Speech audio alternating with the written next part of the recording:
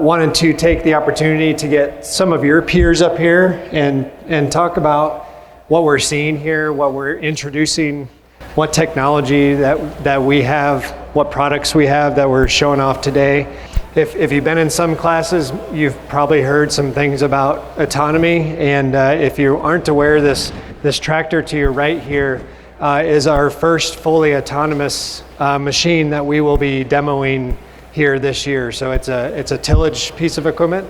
Tillage is the only approved fully autonomous solution from Deere at this point. But if you've watched some of our videos and things, Deere has an ambition and a goal that by 2030 they'll have a fully autonomous cropping solution for corn and soybeans. And so this is only the first step. And as you can see from some of these solutions, we're automating one step at a time to be able to get to that point of autonomy. So very excited for that, and certainly these growers up here have taken that initial step towards autonomy. And our topic today is around our See and Spray technology, that if you've seen the sprayer to your right here on the Ultimate machine, or to your left back in the corner, a premium precision upgrade kit. Both of those solutions have really proved to be successful for these growers, and so wanted to give them the opportunity to share with us. So first off, we'll allow our panel to introduce themselves. I guess I can start. I'm Mike Wemhoff. I'm the Vice President of Precision Agriculture for 21st Century. Very lucky to have a wonderful group of 21st century people working with all of you to really understand how you can grow your organization, how you can become more effective and more profitable utilizing the technology that's on these pieces of equipment. We'll go down the line here. We have Stetson Shreve. Stetson, you want to introduce yourself? Stetson Shreve. I farm in Alliance and then Chapel, Oshkosh.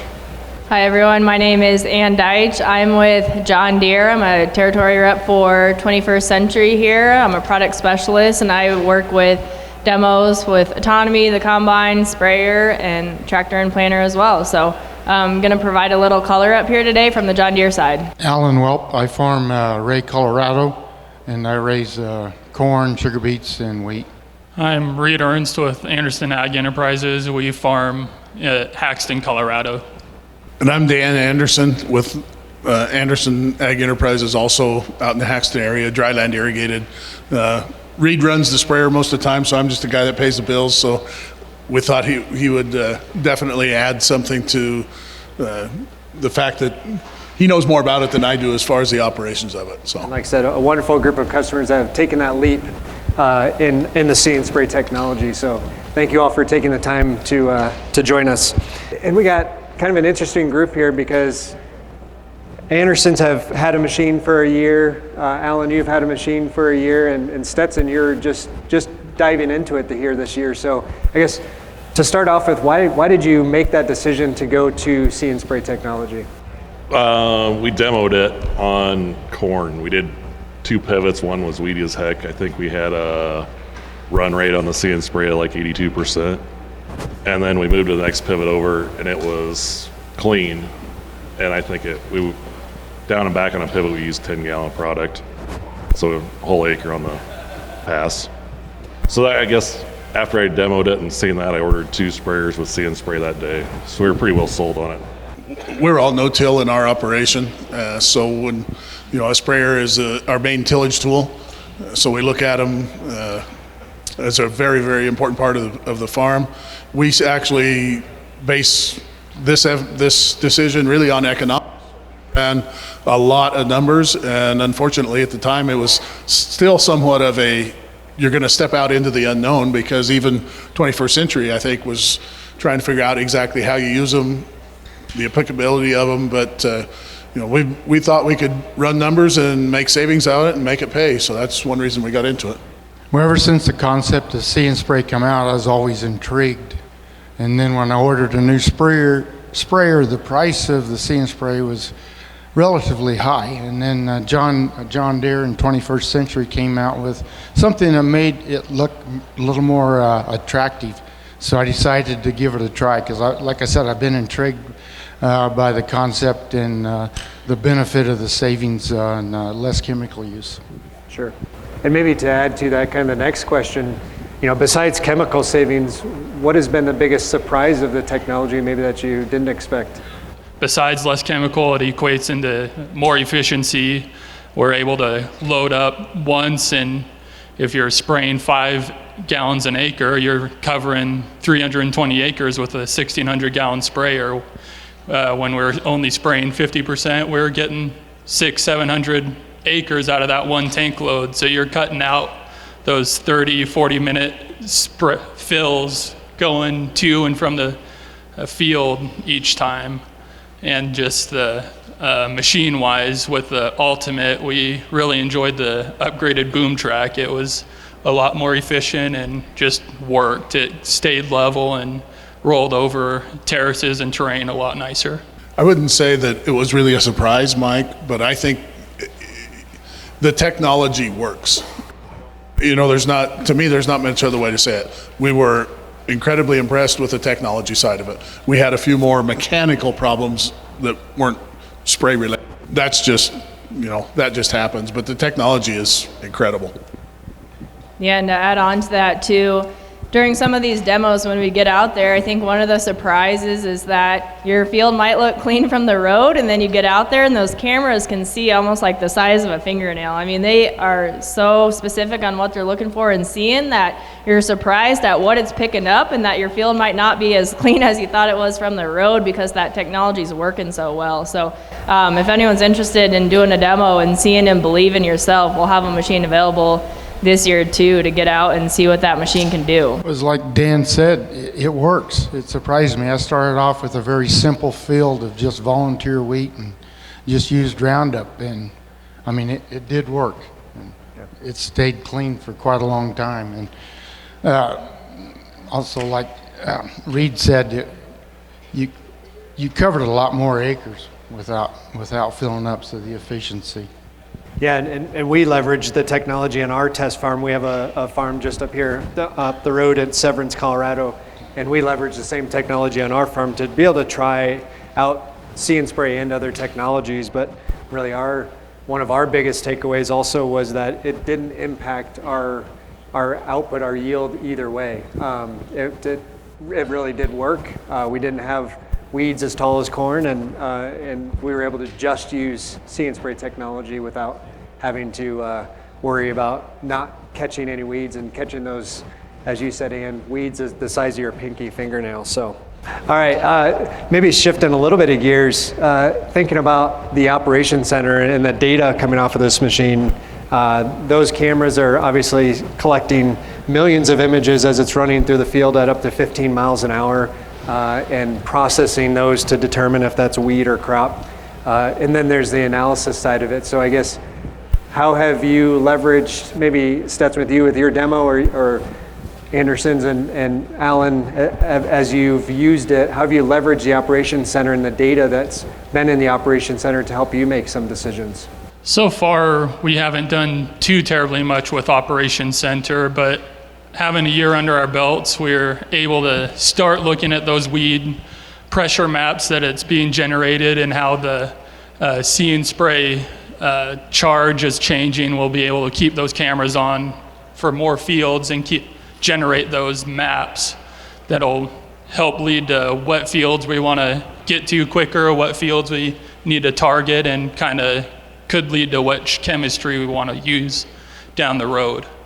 I think one of the things that excites me about it is not what we're learning right now, but yesterday we were told these predictive speed control combines, the cameras on them will create a weed map for after harvest. The technology that's coming with the use of the cameras in agriculture is going to be phenomenal. We were talking about it yesterday. Could you take the cameras on the back of the sprayer and create an electrical conductivity map eventually that would allow you to go to, almost immediate variable rate fertilizer? I guess I'm looking at it at the future a little bit, what's out there. I probably haven't utilized the operations center to leverage everything the opportunities that is out there. I'm a little slow at some of the technology at times, so I'm sure there's a lot more to learn.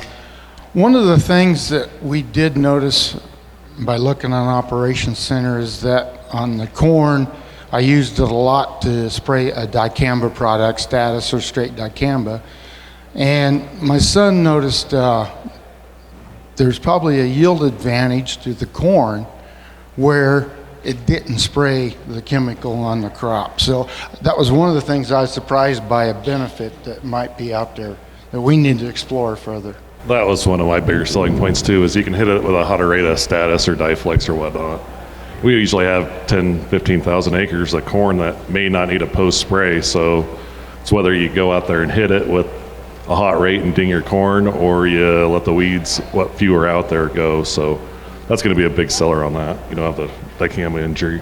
Yes. Yeah, and as we think about getting into the next growing season here in 2025, can you all talk about those conversations with your agronomist as you've utilized this technology, gotten into this technology? Have those conversations changed, or are they about the same in trying to determine how that's going to work for you? Well, I guess mine was on board, but last year he came to the demo and whatnot, and he seemed excited, but when he sells a quarter of the Status, I don't think he's probably going to be as excited, so we'll see. Conversation was, well, yeah, you can go ahead and try it. But now, this winter, he's been more engaged with more creative ideas.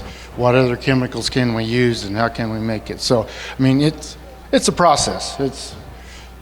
I'm getting there, and everybody behind me is getting there with the same thought. We deal with Servitech, and I think they were, and we're happy with them, but I think they were our agronomist was kind of ambivalent to the use of the technology right now. Not that he was against it, but just kind of trying to learn about it like we were. I think we heard more bad things from the actual retailers and custom sprayers that are out there that they just can't adapt that technology. So we'll see how that works going forward too. Yeah, and if you're kind of new to the See and Spray technology, you can adjust your sensitivity level on those cameras to know, is it trying to pick up really, really small weeds, or do we want it to be a little more cautious and maybe less, use a little bit more chemical and less focus on the chemical savings? But how did you all choose your sensitivity level, or Stetson, as you're getting into it, maybe you've thought about it, how are you going to choose your sensitivity level as we get into the season or last year? I guess we'll probably just go on try it as high as we can and then back it off as it looks like it's working or not. Mm-hmm. Trial and error, I guess, or somebody says. One thing to add too is when you think about sensitivity, right, the See and Spray machine is detecting a crop and it's going to spray anything that's not a crop, and that's what it's looking for. So you can go in on your display and look at every single one of those camera feeds and change your sensitivity while you do so you can see exactly what the camera is picking up and what it's targeting to spray. And I would recommend that as a best practice for everyone as you go into the season and try and figure out what sensitivity you're going to run. You can move your slider, go into your camera feeds with your boom out in your field and look at exactly what that camera's picking up and make a decision field by field, or you can make one decision, set it and forget it. But you can see exactly what that camera's seeing and then you can truth it. I played around with the sensitivities quite a bit throughout the year. It was really job dependent, looking at fallow first application where you're getting kochia size of your fingernail, or it was picking up volunteer wheat, just single shoot volunteer wheat on high settings. Then looking later on in the season with burn down, if you had some kochia or things that you didn't get a good kill on, that I'd go through with paraquat or a higher, hotter rate, that being able to back that sensitivity way down, being able to target the bigger weeds, and then you can also adjust how many nozzle bodies turn on. You can have it kick on more nozzle bodies so it covers a broader path, and it'll hold that spray for longer on. So in paraquat situations and stuff, I'd do that, lower the sensitivity and increase how long they'd stay on and how many turned on to be able to try and get a heavy contact spray and get good coverage in those scenarios. Maybe one last thing to add too, as we talk about sensitivity, Obviously, your sensitivity will affect your savings a little bit, right? Whether you're gonna put out more chemical or less. But our number one job with that sprayer is to still kill weeds and do a good job spraying. And so as we talk about savings, right, we obviously want everyone to have some savings with that See & Spray machine, but we want everyone to have a clean field and do a good job with that sprayer, number one. Yeah, and again, with our test farm, we wanted to be able to take some of that risk and understand you guys grow crop for a living and need to make sure you're protecting yourself, and agree with you, Anne, that number one job of that sprayer is to kill weeds and make sure you don't have any. But we wanted to take that risk on our farm, and so we dialed that sensitivity way back based on what we've heard from you all and other customers who have adopted See & Spray technology that, start kind of like you, Stetson, start high and then start to back that down and prove that it's working. But we dove in and went with a low sensitivity setting on our farm, and again, did a fabulous job as we utilize the technology. And while you have the mic, kind of a specific John Deere question for you. John Deere's changed the business model around in 2025 for license units on See & Spray technology. So I guess could you kind of explain that and tell us, what does this application guarantee savings program look like? Yeah, absolutely. So if you haven't been to the sprayer class yet, would recommend for sure going to the sprayer class because it's explained there as well. So you'll hear the tagline, application savings guarantee, and what that means is you're paying for the service that the sprayer's providing with those camera technologies, saying, hey, I'm looking at the ground, and if I don't see anything to spray, I'm gonna save you that chemical, right? So you're getting a service with that sprayer in terms of savings back. Before it was, if See & Spray was turned on, you're gonna get charged no matter what with that See & Spray system turned on, no matter the performance. But now we're really charging for the performance of that machine in a one-for-one value proposition. It's talked about in the sprayer class too, right? And in general, if that machine isn't performing, what are you gonna do? You're going to turn See & Spray off and say, hey, this thing isn't working. And then John Deere isn't getting that tech fee, and that means something's wrong. That's a red flag. So it's in John Deere's best interest to make sure that machine has peak performance throughout the season, that See & Spray is working exactly as it's marketed. Otherwise, everyone's gonna turn it off and it'll fail. So it really holds John Deere very accountable to making sure that machine works and we're not just selling a promise. With that also comes continuous improvements to the system as well. So we offer the technology right at a lower upfront cost so everyone can get into it, make it more affordable. With that tech fee though, we're gonna make sure that sprayer gets better over time as well. So obviously out here there's a lot of wheat, there's a lot of sugar beets, edible beans, some diverse crops that aren't currently in the crop model for See & Spray. We hear that request loud and clear every day almost, that hey, we need to get more crops into the model. And that is being worked on, right? Especially for small grains. That'll probably be our next crop model introduced for the See & Spray system. And that'll just, right, be a new crop on your display. You won't be an extra charge for that or anything. So that's another big benefit of the See & Spray kind of business model behind the system. Yeah, and the one thing I'll add to that is, you think about the technology that's on that equipment, and the R&D that John Deere has put into that is very expensive. They acquired a company called Blue River and have done their own R&D on top of that. If we'd have to commoditize all of that into the machine, it would almost make that machine not affordable. And Anne, you brought up affordability.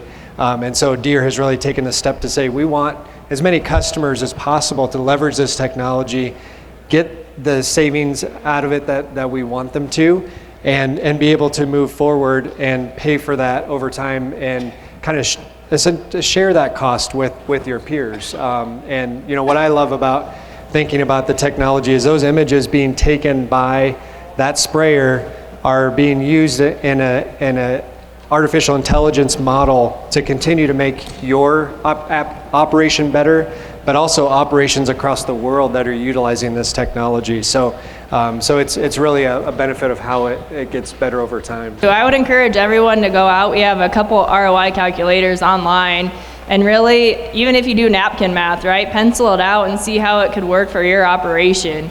it's an uncomfortable conversation when we talk about a tech fee and changing the way we do business, but if you take the time and do a little bit of napkin math, you might be surprised at how that fits into your operation. The license fee is changing going into next year. What are your expectations, and how does that change your thoughts on the program? Backing up just a second, the license fee for last year, simply do the math. I mean, there's a cost savings way above what the license fee is. We had arguments with several good friends across eastern Colorado. Oh, that's just another way of John Deere just trying to get money. Well, they need some return on developing all this potential machinery and technology for us, and the AI learning stuff is phenomenal. Now, the changes this year will actually make it cheaper to run. And I think Anne said it very well in the fact that we can always shut the technology off and just go spray, which hurts John Deere too. So there is, I think, a line of accountability in there now created between John Deere and us as customers that they're going to be required to continually update and make that product better. Well, and I mean, your billing for the future is way better than it was where you're prepaying versus after the fact. Yeah, you won't have to front load before you go and see and spray. Won't have Troy calling you, you're about out of money. But I think the new switch in the system should work out in the favor of the sprayer operator. If you're going out and not spraying very many acres, percentage-wise, it may not, but if you're at 50% of coverage or something, I think it's going to be beneficial. Well, I did math, on your napkin, and post-spraying 5 ounces of status this year was going to be $27. If you're running 20% on a fairly clean field, it's going to cost you $5.30 or whatever. You're $5, so you're $10 into it plus your regular app versus running the $27, so $17 right there. Before you were paying maybe both your chemical company and John Deere with the new model, and it goes to directly to the accountability piece for John Deere for 21st Century to the customer, that you are either paying your chemical company or you're paying John Deere based on the acres that you're covering, and can guarantee that license fee per acre is going to be a lot cheaper than the chemicals that you would put on those acres where it isn't spraying. So very excited about that. Yeah, and we know that's not going to happen overnight too, right? Like year 1 of See and Spray will be a learning curve a little bit, but year 2 you can change maybe how you plan with some of your chemical planning. Year 3 might be a different conversation too, right? So it will take time to kind of learn your weed pressures and how that changes for the future, but that would be the end goal. Yeah, from last year's model to the model for this year, with our numbers, we'll have 5% additional savings on those chemicals. As long as the chemical cost is more expensive than that acre charge, you're saving money when See and Spray is turned on. And looking forward to this year, now we have full confidence in the technology that it's going to work. We have some practice changes that we'll make. We don't need to sit and wait and watch fields until we think there's weeds out there or start seeing weeds. We have faith in the technology that we can go out there and start getting after it and expect to see those savings climb this coming year.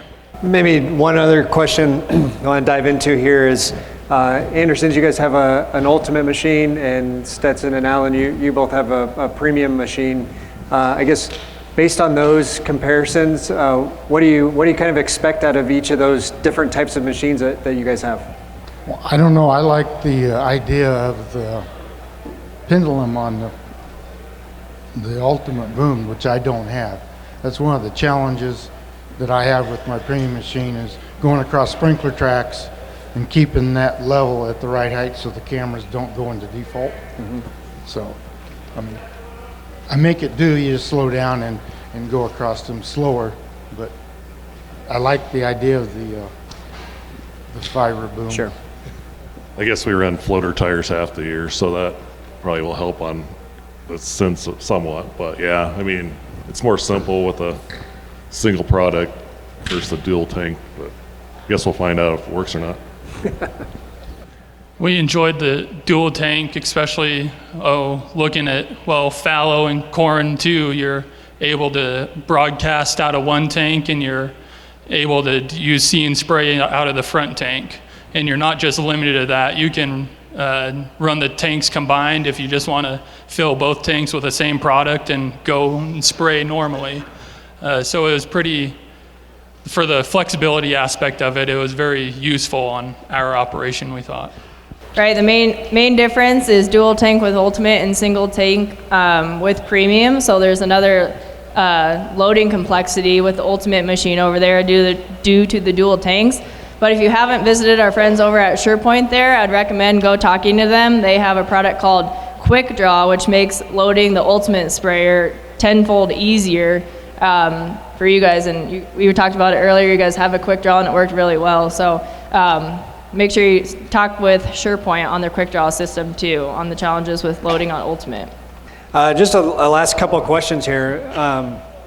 Obviously there's a big support model with this, and it comes back to that accountability piece from John Deere, from 21st Century, to you as a customer, to make sure we're supporting you as you dive into this technology and make sure you're leaving it on and utilizing it.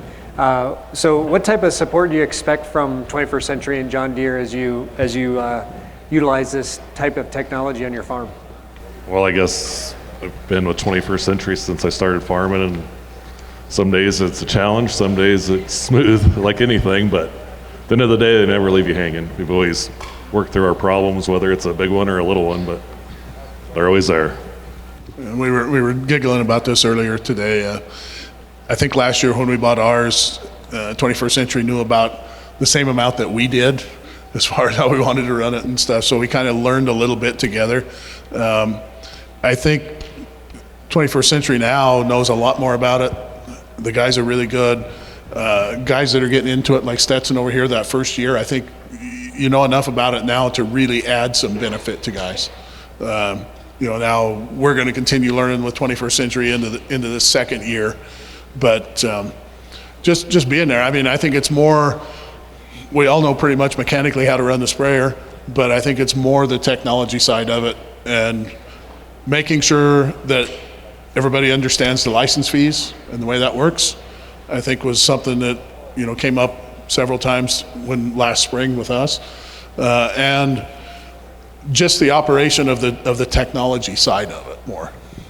On the technology piece, it can be See and Spray seems daunting, but the real jump is from a regular sprayer up to the ExactApply.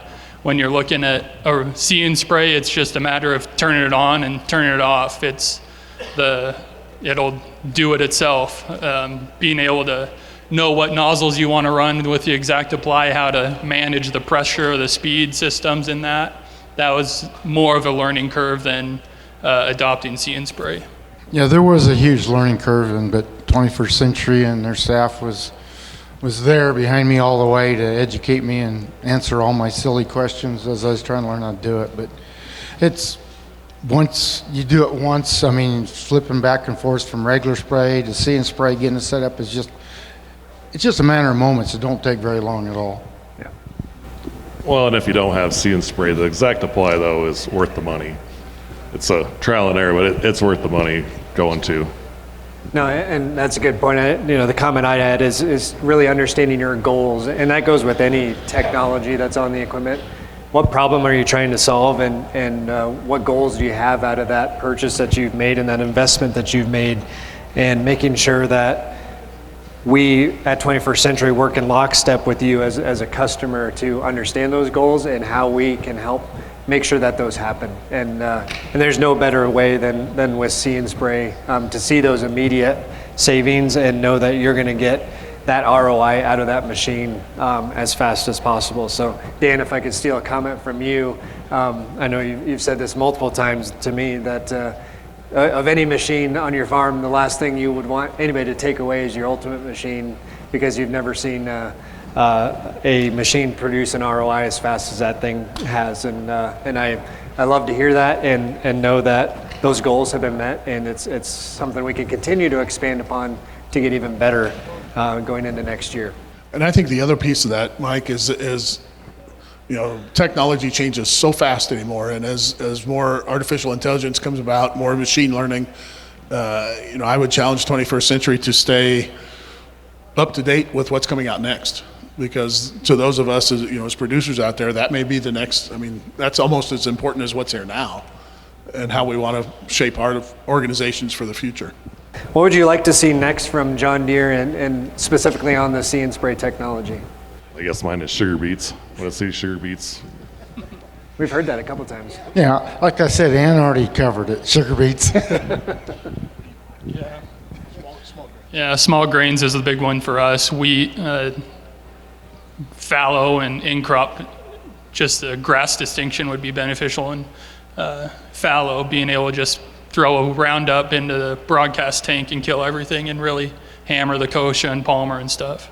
Thank you, Stetson, Alan, Reid, and Dan for being up here, but mostly thank you for trusting 21st Century, trusting John Deere with this technology on your farm. I know it's a leap of faith, right? And happy to hear that has proven to be successful for you all, and you're not alone. We hear it from other customers at 21st Century, and we hear it from John Deere of success stories of other customers across the world as well. So happy to hear that has proven successful for you, and thank you for your business and trusting us.